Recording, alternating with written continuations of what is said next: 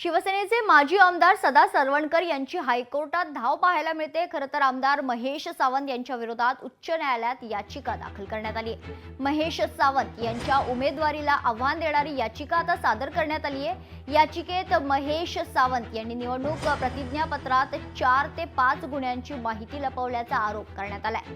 गुन्ह्यांची माहिती प्रतिज्ञापत्रात दाखवणे आवश्यक असतं, मात्र जनतेची दिशाभूल करून स्वतःवरील 4 ते 5 गुन्ह्यांची माहिती लपवल्याचा आरोप त्यांच्यावर करण्यात आलाय सरवणकरांचा।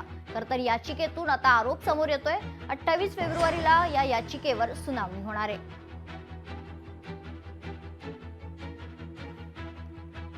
तर आता आमदार महेश सावंत यांच्या अडचणीत वाढ होण्याची शक्यता आहे, कारण सदा सरवणकर यांनी आता त्यांच्या विरोधात कोर्टात धाव घेतलेली आहे। खरं तर आमदार महेश सावंत यांच्या विरोधात उच्च न्यायालयात याचिका दाखल करण्यात आली आहे। महेश सावंत यांच्या उमेदवारीला आव्हान देणारी ही याचिका आहे। याचिकेत महेश सावंत यांनी निवडणूक प्रतिज्ञापत्रात 4 ते 5 गुन्ह्यांची माहिती लपवल्याचा आरोप सदा सरवणकर यांनी केलाय।